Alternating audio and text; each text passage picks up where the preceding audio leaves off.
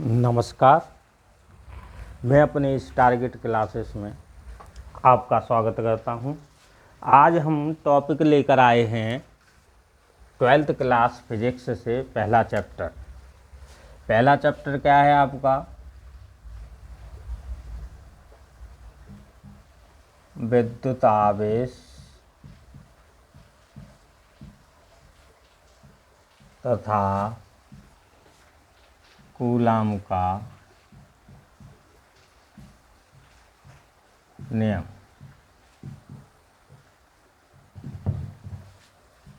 और विद्युत क्षेत्र। देखिए, इसमें पहला चैप्टर है आपका। पहले चैप्टर में सबसे पहला आपका इसमें चलता है विद्युत आवेश।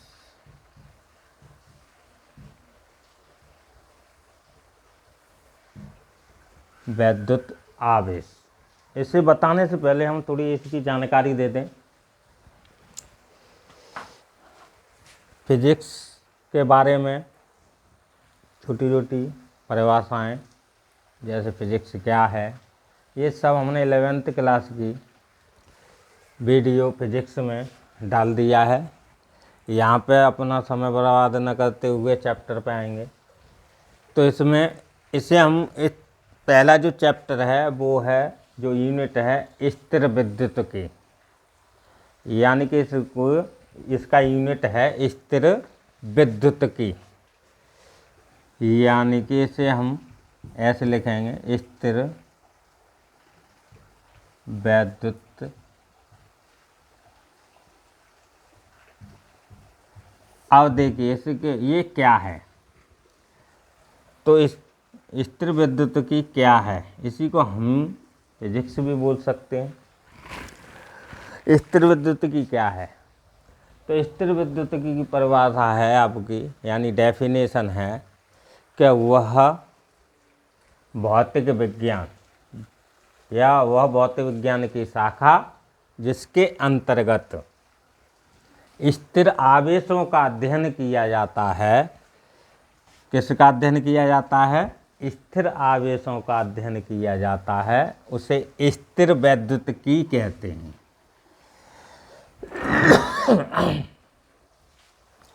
तो लिखना चाहो लिख सकते हो, भौतिक विज्ञान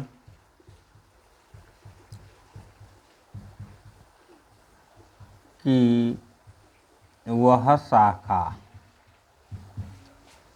जिसके अंतर्गत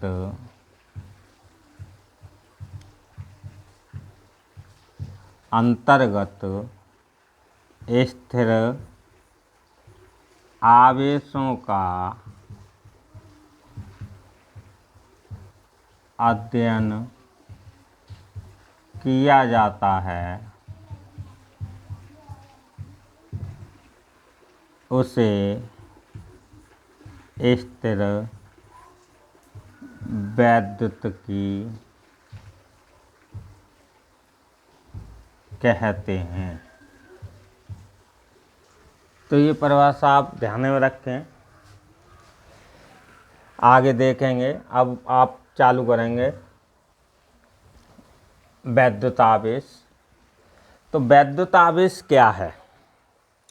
विद्युत आवेश, जैसे हम एक कॉमन में लेके चलते हैं कि जब हम किसी वस्तु में, यानी कि जो करंट हो, यानी चालक हो, उसमें, ऐसी वस्तु में जब हम करंट देते हैं तो वह वस्तु आवेशित हो जाती है। क्या हो जाती है? आवेशित हो जाती है। उसी को हम विद्युत आवेश कहते हैं। तो हम इसे साइंस की भाषा में सीधे सीधे लिख सकते हैं कि किसी पदार्थ का वैद्युतमय होना। वैद्युतमय का मतलब है आवेश में होना। वैद्युतमय होना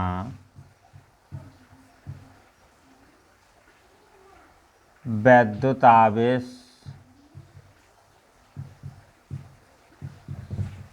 कहलाता है।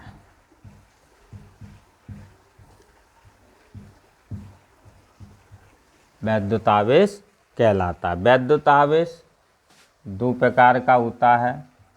नंबर 1 धनात्मक और नंबर 2 ऋणात्मक आवेश।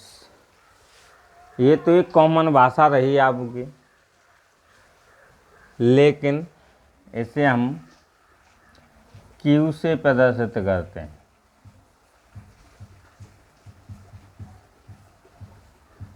Q से प्रदर्शित करते हैं। Q बराबर हमारे दो फॉर्मूले हैं, Q बराबर IT और Q बराबर N।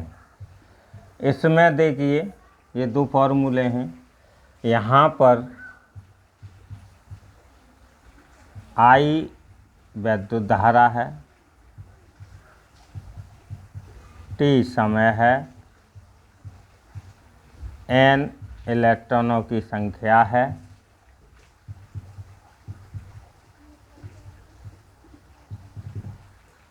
E मूल आवेश है। तो ये चीज़ें सभी आपको मालूम पड़ेंगी। इसमें क्या कौन सी क्या चीज़ है। अब इसका आवेश लिखेंगे, इसका आवेश, इसका वैद्युत आवेश का, इसका मात्रक आवेश नहीं मात्रक कूलाम होता है। कूलाम होता है जो MKS पद्धति में है। MKS में यानी कि मानक किलोग्राम सेकंड, यानी जो MKS पद्धति है उसमें इसका मात्रक कूलाम होता है। यदि इसी प्रकार हम कहें कि CGS में इसका मात्रक, तो CGS में इसका मात्रक होता है एब कूलाम। एब कूलाम या कह सकते हैं एक्वा कूलाम। तो ये बातें आपको ध्यान में रखनी है। ये आवेश हो गया पूर्ण रूप से। आपको इसमें कोई चीज़ पूछनी हो तो कमेंट्स करके पूछ सकते हैं। कोई चीज़ नहीं आ रही हो समझ में पूछ सकते हैं। तो ये वैद्युत आवेश हो गया। नोट करना चाहो नोट कर, स्क्रीनशॉट लेना चाहो स्क्रीनशॉट लो।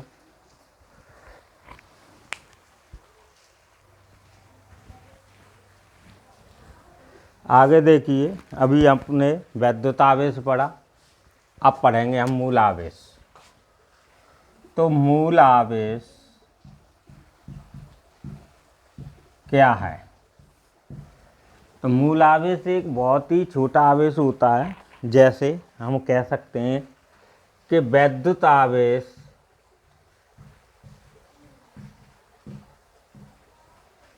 के न्यूनतम मान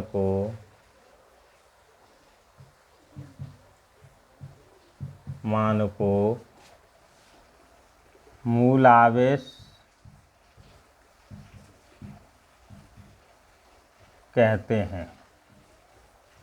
इसे स्मॉल e से प्रदर्शित करते हैं। अभी पिछले उसमें हमने वैद्युत आवेश पढ़ा, उसमें E आई, तो E का मतलब है मूल आवेश। E से प्रदर्शित करते हैं। इसका मान 1.6 × 10⁻⁻19 होता है। तो ये इलेक्ट्रॉन में माइनस हो जाएगा, प्रोटॉन में 1.6 × 10⁻⁻19 हो जाता है, और अल्फा कण पर 3.2 × 10⁻⁻19 हो जाता है। तो ये चीज़ें आपको ध्यान में रखनी है। तो ये मूल आवेश हो गया। अब इसके बाद देखो, ये कॉमन सी चीज़ें थी जो आपको बता दी मैंने। अब इसके बाद आपका कूलाम का नियम चलेगा। तो कूलाम के नियम को समझेंगे। तो देखिए, कूलाम का नियम समझेंगे। कूलाम का नियम क्या है, किसने दिया, कब दिया,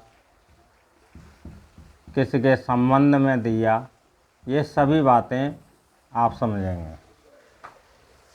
देखिए इधर यह नियम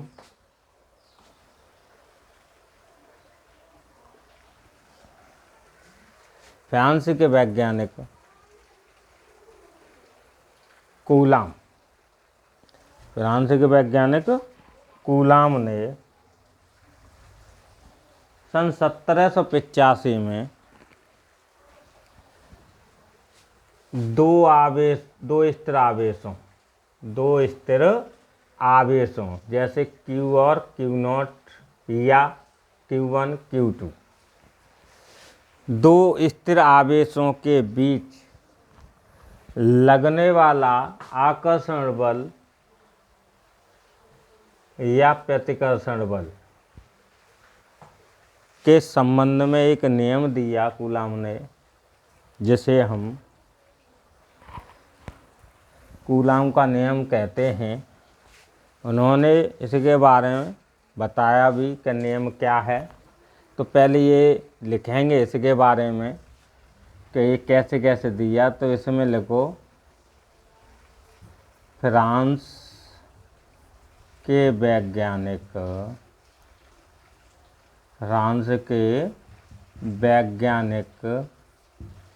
कूलाम ने सन 1785 में दो स्थिर आवेशों के बीच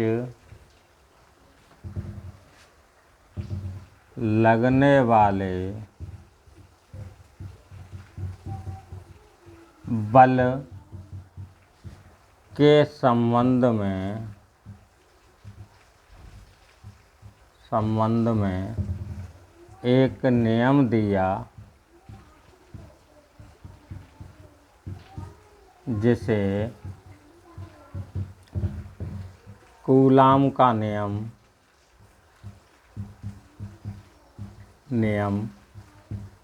कहते हैं। अब देखो इसी के अनुसार हम आगे इसको करेंगे। इसी के नियम क्या दिया, नियम क्या था और कैसे दिया, वो सभी चीज़ें इसमें बताएंगे। तो उन्होंने नियम दिया, तो यहाँ लिखेंगे कूलाम के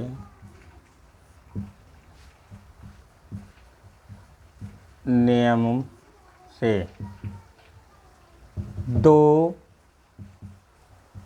स्थिर बिंदु आवेशों के बीच लगने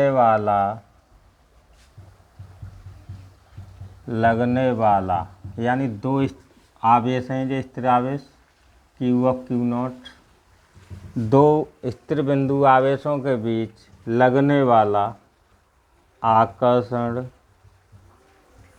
या प्रतिकर्षण बल उन दोनों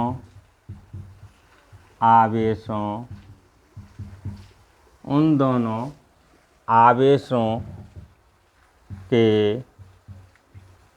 गुणनफल के अनुक्रमानुपाती तथा उन आवेशों के बीच की दूरी के वर्ग के व्युत्क्रमानुपाती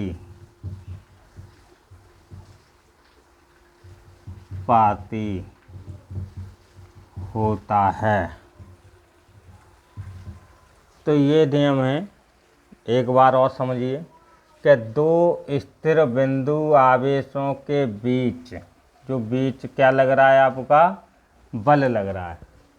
दो स्थिर बिंदु आवेशों के बीच लगने वाले बल, बल कैसा है, आकर्षण भी हो सकता है, प्रतिकर्षण भी हो सकता है, क्योंकि समान आवेश होंगे तो प्रतिकर्षण होगा, विपरीत आवेश होंगे तो आकर्षण होगा।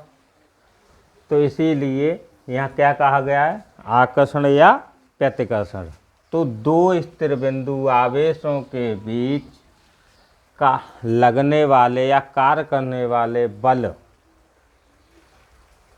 कार्य करने वाला बल या लगने वाला बल उन दोनों आवेशों के गुणनफल के अनुक्रमानुपाती। तो ये पहली शर्त हो गई, F proportional Q Q not के अनुक्रमानुपाती, तथा उन दोनों आवेशों के बीच की दूरी के वर्ग के व्युत्क्रमानुपाती होता है। तो ये दूसरी शर्त हो गई, F प्रोपोर्शनल 1/r²। तो ये दो शर्तें इसने बताई कि दोनों आवेशों का गुणनफल बल के बराबर होता है और बीच की दूरी बल के व्युत्क्रमानुपाती होती है।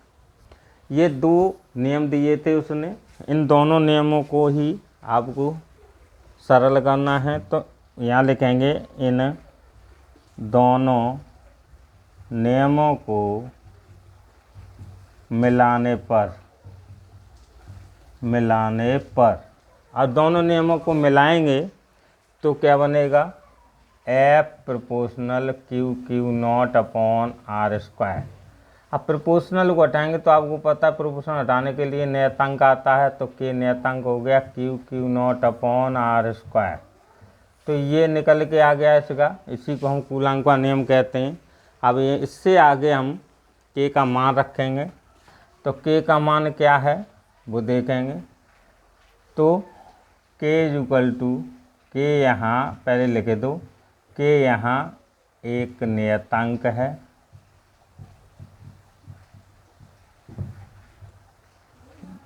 जो K इक्वल टू 1/4πε0 के बराबर है।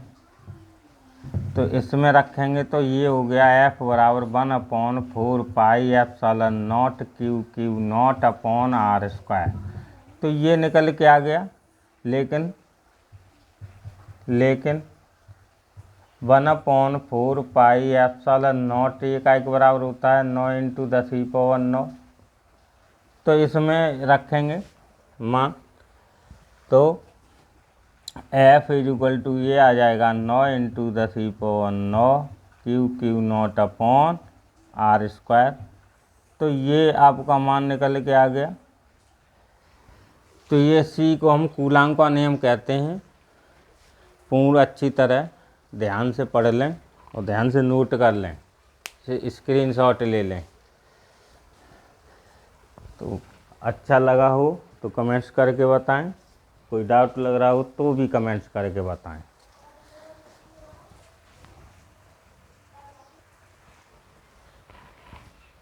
यहाँ पर एक बात और, यहाँ पर देखिए ε0 आया, तो ε0 को हम निर्वात में वैद्युतशीलता कहते हैं।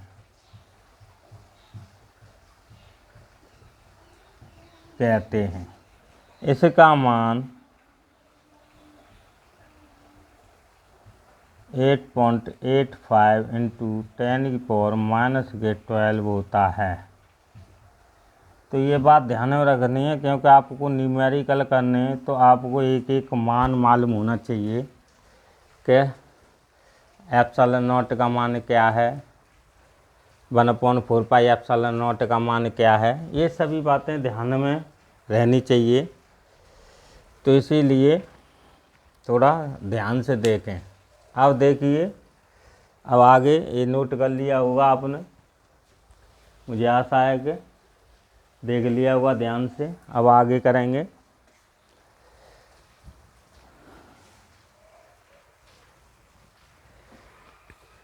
अब पढ़ेंगे वैद्युत क्षेत्र की तीव्रता। वैद्युत क्षेत्र की तीव्रता क्या होती है? वैद्युत क्षेत्र की तीव्रता देखिए इसका सबसे सरल याद करने का तरीका है कि फॉर्मूला आपको याद हो। तो फॉर्मूला क्या होता है, ई बराबर एफ अपॉन क्यू नॉट, ये फॉर्मूला होता है। अब देखो परिभाषा कैसे बनाएंगे हम, पहले अब पता नहीं, ध्यान नहीं है आपको बताया या नहीं बताया, कि Q को हम कहते हैं वैद्युत आवेश। Q को क्या कहते हैं, वैद्युत आवेश। Q नॉट को कहते हैं परीक्षण आवेश। तो ये बातें ध्यान में रखनी है हिंदी मीन्स के रूप में, कि Q को क्या कहते हैं, Q नॉट को क्या कहते हैं। तो देखिए यहाँ पे हम डिवाइड कर रहे हैं बल में Q नॉट का। तो जो चीज़ हम डिवाइड करते हैं उसे हम हिंदी में लिखते हैं एकांक। यानी जब किसी चीज़ का डिवाइड करते हैं तो उसे हम हिंदी में क्या लिखते हैं, एकांक। एकांक लिखते हैं। तो एकांक लिखेंगे तो कैसे लिखेंगे वो देखेंगे। देखिए परिभाषा बनाएंगे इसकी, एकांक परीक्षण धन परीक्षण आवेश, धन परीक्षण आवेश, धन परीक्षण आवेश पर लगने वाला बल या कार्य करने वाले आवेश पर लगने वाले, यानी कि एकांक धन परीक्षण आवेश, एकांक धन परीक्षण आवेश पर लगने वाले बल, लगने वाले बल के मान को वैद्युत क्षेत्र की तीव्रता कहते हैं। इसे ई से प्रदर्शित करते हैं।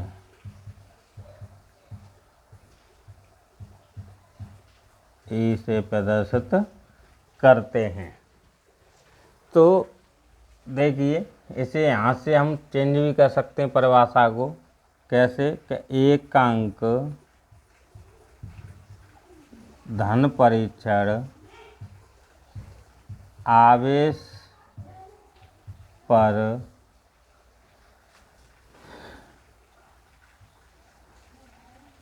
धन परीक्षण आवेश पर कार्य करने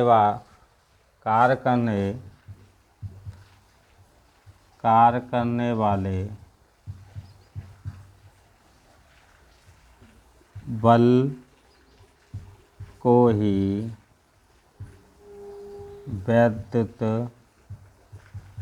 क्षेत्र की तीव्रता कहते हैं। तो ऐसे